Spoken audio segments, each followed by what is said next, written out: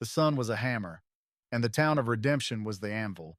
Elara Vance felt it in the way the heat beat down on her shoulders, a physical weight that seemed intent on driving her into the dust that coated everything in a fine, ochre film.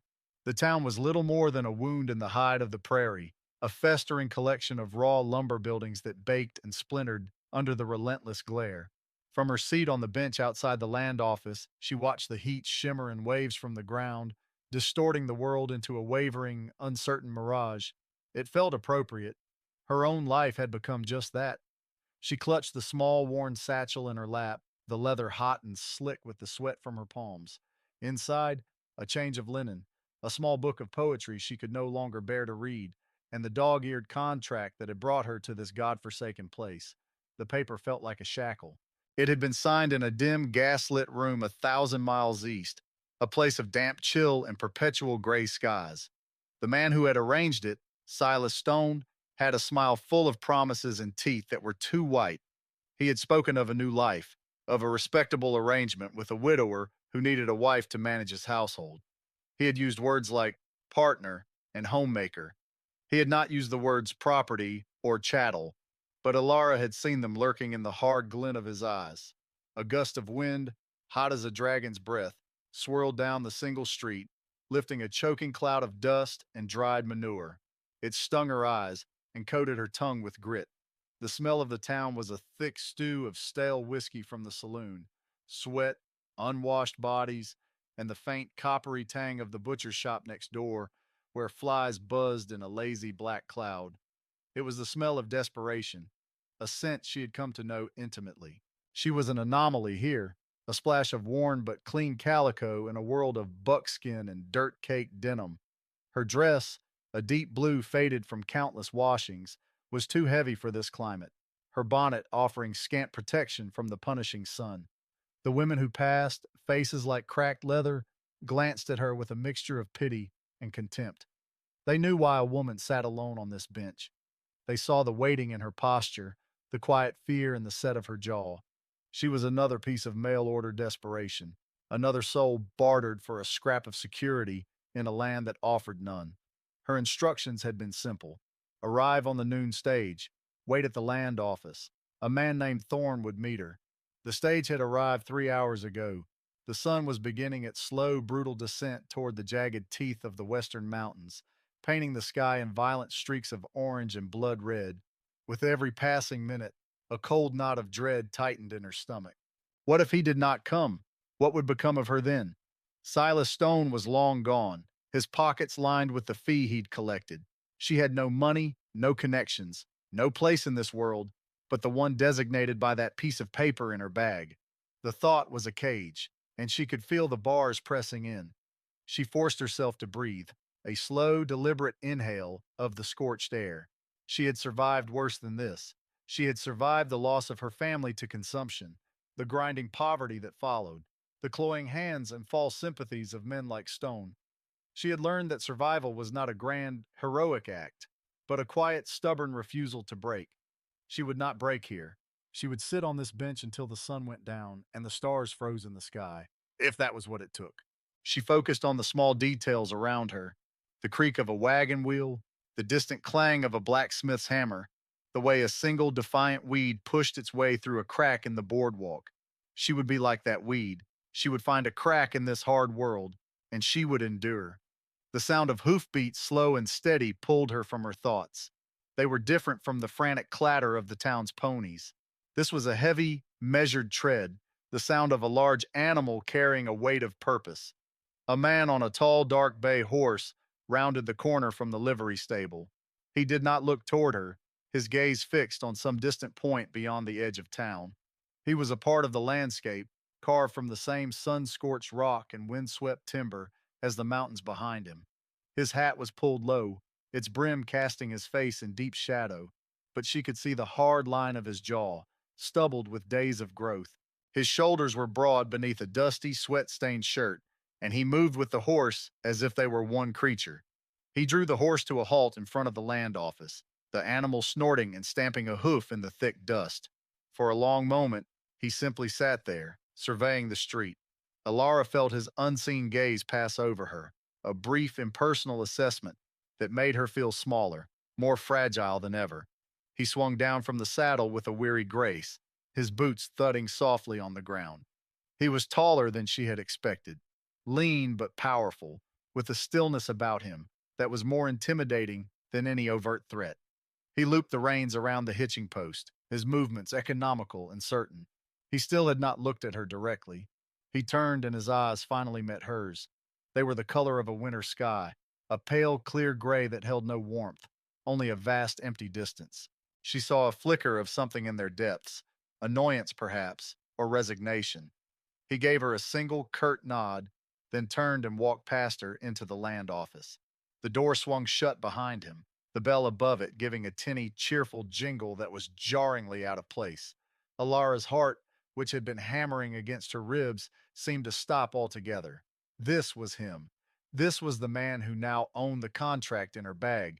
This was Elias Thorne. She remained on the bench, her hands clenched so tightly in her lap that her knuckles were white.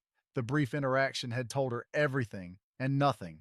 He was not a monster, not in the way Silas Stone was a monster. There was no sly cruelty in his eyes, no avarice. There was just nothing, a great, hollowed out emptiness. It was, she thought, perhaps even more terrifying. A cruel man could be predicted, his appetites understood and perhaps navigated. A man who felt nothing was a void, and she was terrified of being pulled into it. The door opened again. Elias Thorne stood there, holding a piece of paper that she knew was a copy of her own. He gestured with his head toward a buckboard wagon that was tied up beside his horse, its bed empty save for a few burlap sacks. Wagon's broken axle, he said. His voice was a low rasp, like stones grinding together, a voice unused to conversation. You'll have to ride. He did not say it as a question or an apology. It was a statement of fact, a problem to be solved in the most direct way possible. Elara looked from the imposing height of the bay horse to her own modest dress. Riding astride was an impossibility. Her mind raced, searching for a solution, a protest, but the words died in her throat. To complain would be to show weakness, to prove herself the useless burden she already felt she was. This was the first test. She knew it as surely as she knew her own name. She looked at his impassive face, then back at the horse. She gave a single, sharp nod. A flicker of something, surprise, respect, passed through his cold gray eyes before it was gone. He did not offer a hand. He simply turned and walked to the horse, untying the reins. He expected her to manage on her own. She took a deep breath, gathered her skirts as best she could, and walked toward the animal. The horse watched her with large, intelligent eyes, its skin twitching to dislodge a fly. It was a mountain of an animal. She placed her dusty boot into the stirrup, gripped the worn leather of the saddle horn, and hauled herself up, settling herself awkwardly side saddle. It was precarious and deeply undignified, but she was mounted.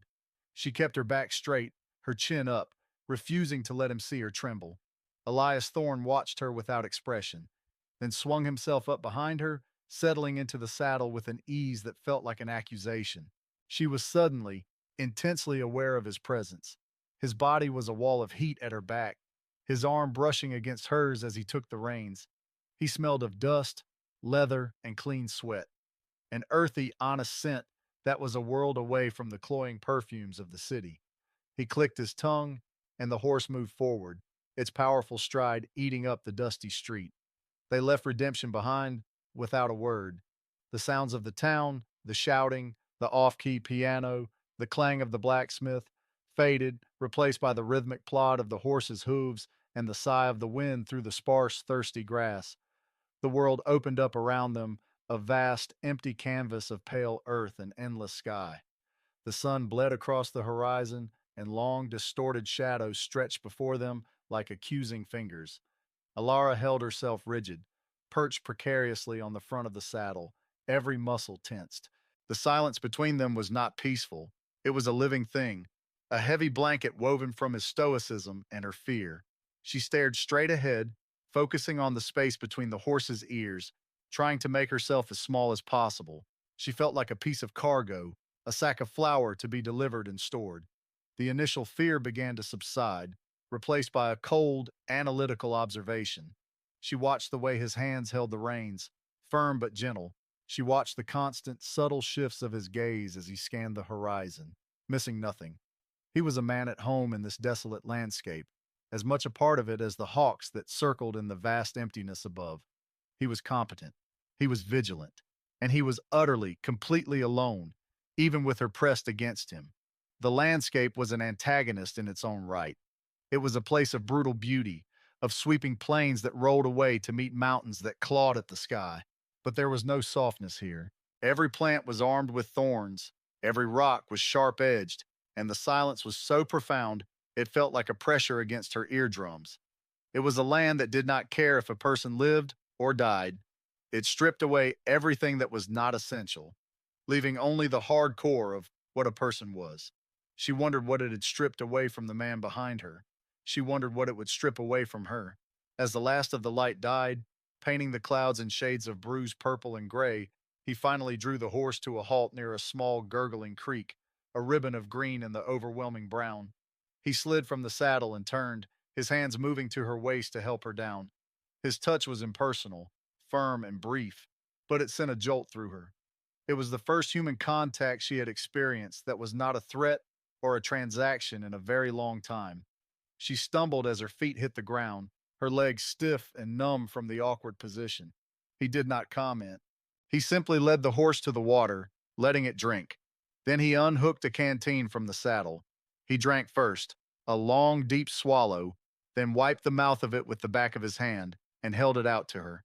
It was a simple gesture, but it felt monumental. He could have pointed her to the creek, let her cup the water in her hands like an animal. Instead, he offered her his own supply. It was a gesture of provision, a quiet acknowledgement that she was a person with needs. She took it, her fingers brushing his. "Thank you," she whispered, her voice hoarse.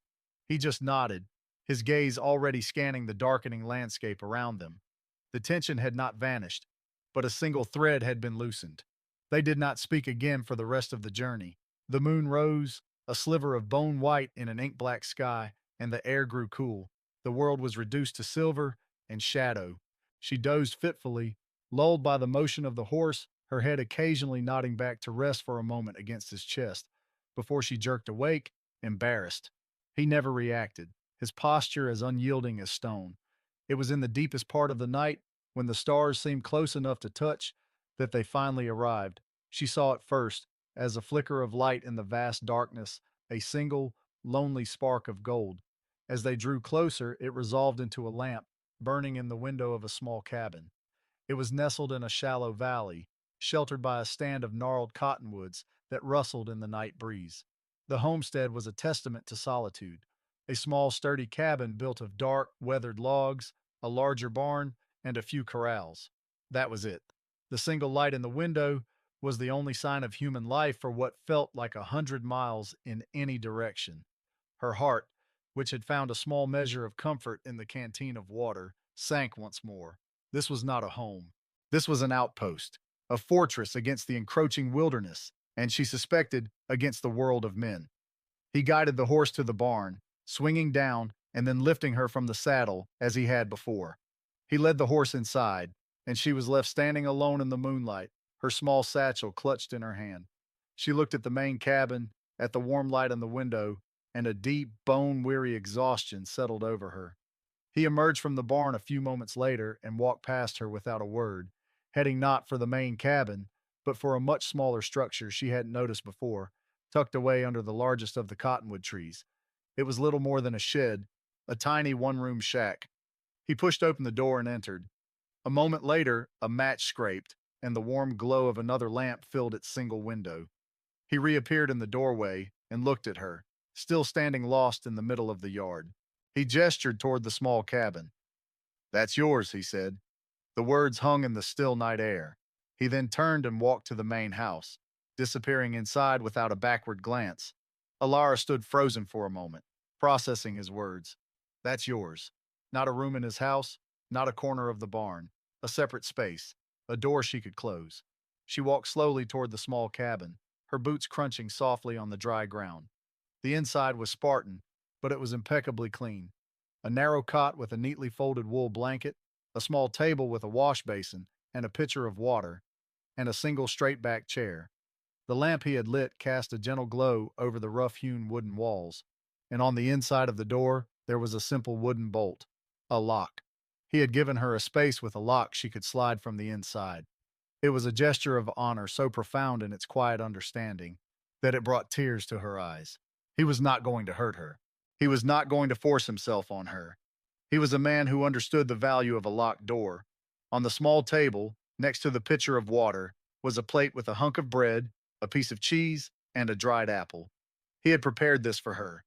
He had anticipated her arrival, her hunger, her need for security. It was provision without presence, care without intrusion. She slid the bolt on the door, the sound a solid, reassuring thud in the immense silence of the night. She sat on the edge of the cot and ate the bread and cheese, the first food she had tasted all day. It was simple, but it was the most satisfying meal she had ever had. In this tiny, isolated cabin, under the protection of a silent, haunted man, she felt safer than she had in years. She had been bought and sold, but tonight, for the first time, she felt a flicker of something that resembled freedom. The days that followed settled into a rhythm dictated by the sun and the seasons, a routine of profound silence. Each morning, Elara would wake to find a pail of fresh milk and a few eggs on the small stoop outside her cabin door. She never saw him leave them. He was a ghost, a presence felt only through his provision. She would watch him from her small window as the sun rose, a solitary figure moving with relentless purpose. He worked from dawn until dusk, mending fences, tending to his small herd of cattle, chopping wood, his energy a force of nature in itself. He moved like a man who was trying to outrun his own thoughts, seeking exhaustion as a shield against memory. Her fear of him slowly, almost imperceptibly, transformed. It began as a wary curiosity. She started to notice the details, the way he spoke in a low, soothing murmur to his horse, a gentleness he never showed to people, the patience with which he repaired a broken harness, his large, calloused hands surprisingly deft. Sometimes in the evening, she would see him standing at the edge of his property, staring out at the vast, empty plains as the sun went down, his shoulders slumped with a weight she could only guess at. He was not empty, she realized. He was full of a grief so vast it had consumed everything else, leaving only silence in its wake. Her small cabin became her world. At first, the isolation was a suffocating blanket, but gradually, she began to reclaim it as her own. She scrubbed the floors until the wood gleamed, patched the small cracks in the walls with a mixture of mud and grass, and aired out the blanket in the sun until it smelled of wind and dry earth. She found a small patch of wild mint growing near the creek and transplanted it to a spot beside her door, tending to it with the water from her pitcher. These were small acts, but they were acts of agency. She was not just a passive recipient of his charity, she was creating a space for herself, a life within the confines of her gilded cage. It was an act of quiet rebellion, a declaration that she was more than the contract that had brought her here. One afternoon, she found one of his work shirts draped over a fence post, a long, jagged tear in the sleeve. She took it back to her cabin. With a needle and thread from her small satchel, she meticulously mended the tear, her stitches small and even. It was a skill her mother had taught her, one of the few gentle things she carried from her past. When she was finished, the seam was nearly invisible. That evening, she folded the shirt neatly and left it on the same fence post where she had found it. It was her first offering, a gesture across the silent divide that separated them. She was not offering subservience, she was offering a skill, a small piece of herself. It was her way of saying, I am here, I am useful, I am a person. The next morning, the shirt was gone. He never mentioned it. But a few days later, she found a small bar of lye soap next to the milk pail, a trade, a silent acknowledgement. A language was beginning to form between them, one built not of words, but of gestures, of needs met and skills offered. She began leaving a small pail of fresh mint tea for him in the evenings.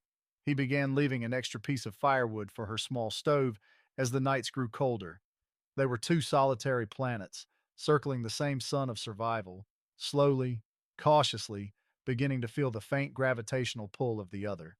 The turning point came on a cold, blustery evening, a month after her arrival. The wind howled like a hungry wolf around the corners of the cabins, and the sky was the color of a fresh bruise. He appeared at her door as dusk was settling, the first time he had ever approached it while she was inside. She watched him come. her heart a frantic bird in her chest. He did not knock. He simply stood a few feet away, holding a piece of paper in his hand. It was her contract. He walked to the small fire pit he used for burning rubbish, the wind whipping at his coat. He struck a match, the flame sputtering wildly before catching on the edge of the paper. He held it until the fire licked at his fingertips, then dropped the burning, curling ash to the ground. He ground it into the dirt with the heel of his boot until nothing remained. He turned to face her, the last of the daylight catching the stark plains of his face. Silas Stone has no claim on you, he said, his voice rough against the wind. No one does. You are free. He paused, his gaze sweeping over the vast, darkening landscape toward the distant mountains, already capped with the first snows of the season. Winter is coming. It's a hard journey out, a dangerous one, but you are free to take it. He looked back at her, and for the first time she saw something other than grief or emptiness in his eyes. It was a flicker of profound weariness, a hint of something that might have been loneliness. Or you were free to stay. He turned then and walked back to his own cabin, leaving her with the choice. The cage door was open. He had given her back her life, and in doing so, had made her continued presence her own decision. She looked at the warmth of his lamp in the window, then at the vast, cold darkness that surrounded them. She slid the bolt on her door, but for the first time, it did not feel like she was locking the world out. It felt like she was choosing to stay in. The first snows came a week later, not as a gentle dusting, but as a furious, swirling blizzard that descended from the mountains without warning. The world beyond the small valley disappeared behind a solid wall of white. The wind shrieked, the physical force that rattled the little cabin and drove snow through the smallest cracks. Elara spent the first day huddled by her small stove, feeding it the precious wood Elias had provided, listening to the storm rage. By the second day, the cold was a living entity in the room, a predator that seeped through the floorboards and walls. She was running out of firewood. A loud banging on her door made her jump. It was not a knock. It was a fist hammering against the wood, the sound nearly lost in the howl of the wind. She unbolted it and threw it open. Elias stood there, a phantom coated in snow, his face raw from the wind. "The roof!" he shouted over the storm. "It won't hold. Get to the house. Now." He did not wait for an answer. He turned and plunged back into the maelstrom, disappearing into the whiteout. She hesitated for only a second, then grabbed her thin shawl and her satchel and followed him, bending low against the gale. The 20 yards between the cabins felt like a mile. The wind tore at her, and the snow blinded her, each flake a tiny, frozen needle against her skin. She stumbled and fell, the cold instantly soaking through her dress. A hand, strong and sure, clamped around her arm and hauled her to her feet. Elias pulled her along, his body a shield against the worst of the wind. They burst through the door of the main house into a world of warmth and quiet. He slammed the door shut, cutting off the shriek of the storm, and for a moment, they both just stood there, breathing heavily, snow melting in puddles around their feet. His house was like him, Spartan, functional, and clean. A large stone fireplace dominated one wall, a blazing fire roaring within it. A sturdy table, 2 chairs, a bed in the corner, and shelves lined with preserved goods. But hanging over the fireplace was a rifle, and on a peg near the door was a heavy gun belt. This was not just a home, it was a bastion. The threat of the storm had destroyed the careful separation between them, forcing them into this single, shared space. They were no longer 2 planets in orbit, they were 2 survivors in a lifeboat.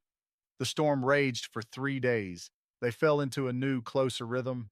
He tended the fire, brought in more wood from a covered lean-to, and melted snow for water. She cooked simple meals from his supplies, the unfamiliar domesticity, a strange comfort. The silence remained, but it had changed.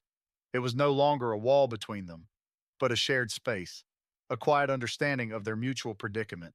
On the third night, as the storm began to show the first signs of abating, they were sitting at the table, the fire casting long, dancing shadows on the walls, when a new sound cut through the wind, the frantic, terrified barking of a dog.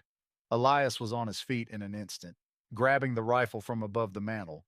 He moved to the window, peering out into the swirling snow. "Stay away from the window," he said, his voice low and hard. Alara's blood ran cold. That was not his dog. He did not have one. Another sound joined the barking, the jingle of harnesses and the low murmur of men's voices. They were not alone. The storm had brought visitors. She saw the hard set of his jaw, the way his knuckles were white where he gripped the rifle. He was not just a homesteader, he was a fighter. And she knew, with a certainty that chilled her to the bone, who was out there. Silas Stone. He had come to reclaim his property. He had tracked her here, a wolf following a scent, and the storm had been his cover. Her past had caught up with her, and it had brought its violence to this quiet, solitary place.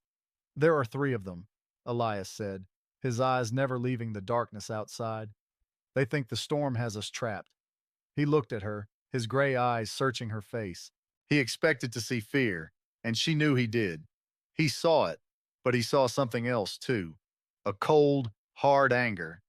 They had come to destroy the fragile peace she had found, to drag her back into the world of transactions and ownership. And she would not go. Over the fireplace, he said, nodding toward a second, smaller rifle she hadn't noticed before. Do you know how to use it? He asked it as a matter of course, a practical question in a desperate situation. He did not know that her father, before his lungs had given out, had been a hunter. He had not believed in raising a helpless daughter. He had taught her to shoot, to track, to survive. He had taught her that the deadliest predator was the one that looked like prey. Yes, she said, her voice clear and steady. She took the rifle from its pegs. It was a Winchester, lighter than his sharps, but well oiled and balanced. It felt familiar in her hands, a cold, deadly comfort. The fear was still there, a knot of ice in her stomach, but it was now overlaid with a diamond-hard resolve. She checked the action, the metallic click, loud in the tense silence of the cabin. His eyes widened slightly, a brief flicker of astonishment. He had expected a frightened mail-order bride. He had not expected a soldier. The battle began without a declaration. A window on the far side of the cabin shattered, and a shot echoed, the bullet thudding into the log wall above Elara's head. She didn't flinch. She dropped to the floor, crawling to the side of the remaining window, using the wall as cover. Elias was already at the other window, returning fire, the boom of his rifle shaking the small cabin. They did not need to speak.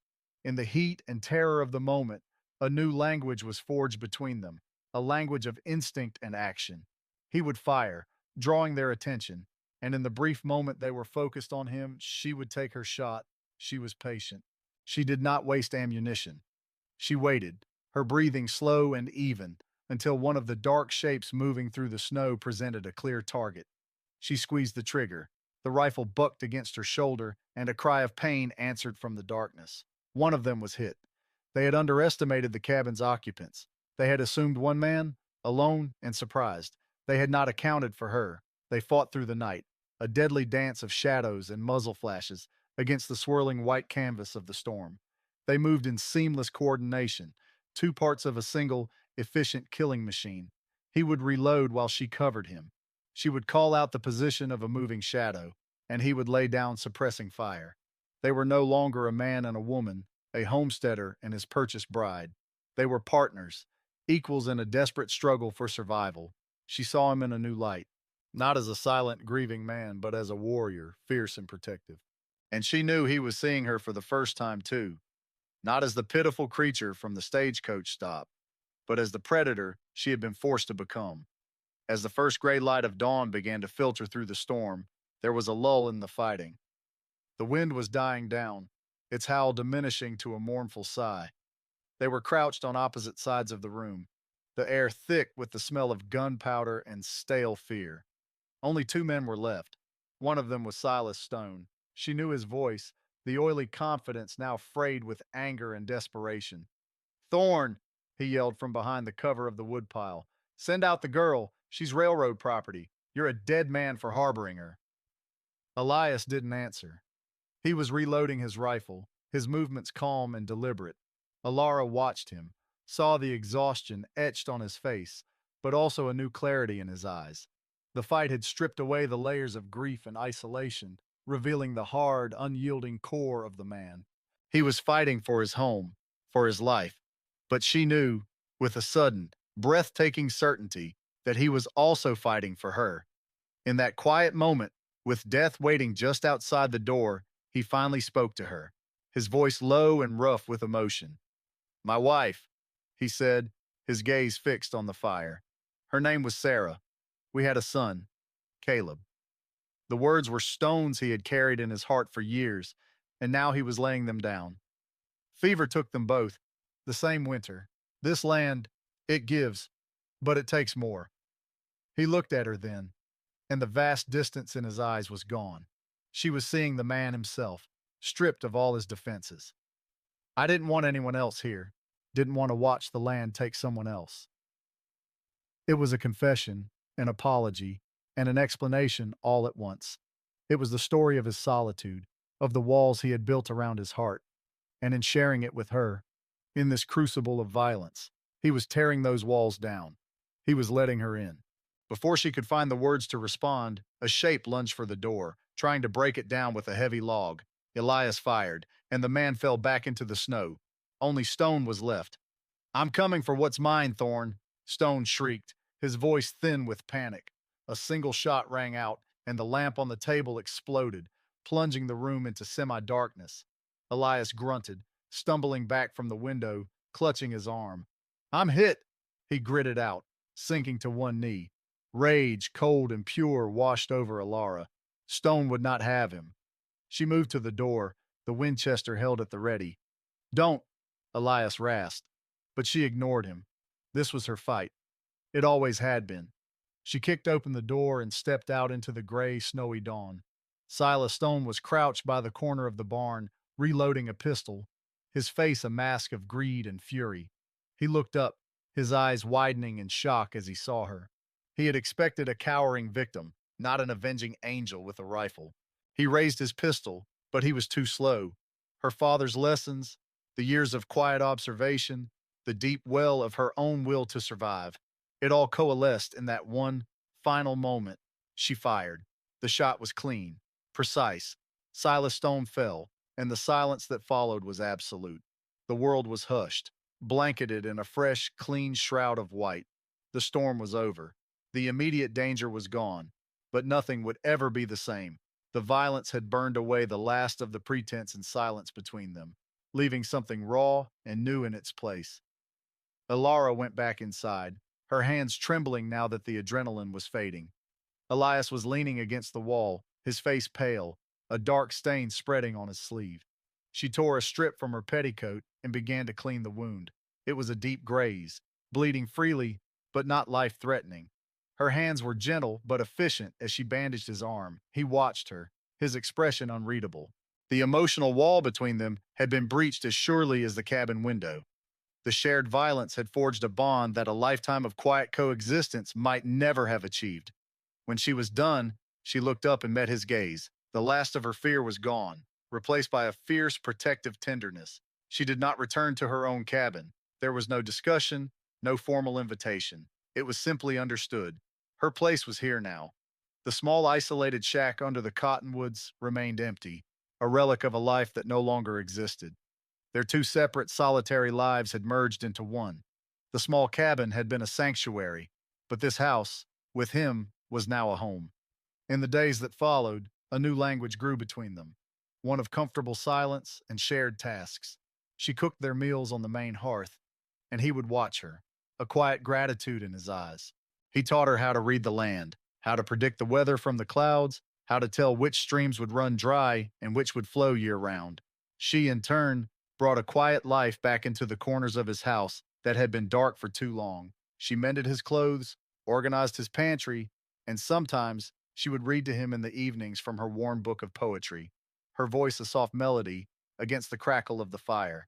The physical and emotional walls had dissolved. His grief was no longer a ghost that haunted the house alone. It was a sorrow they shared, a quiet understanding that passed between them in a glance. Her past was no longer a shameful secret to be hidden. It was a testament to the strength that had brought her to him. They were two broken pieces of a harsh world that had, against all odds, found a way to fit together, creating something whole and stronger than either had been alone.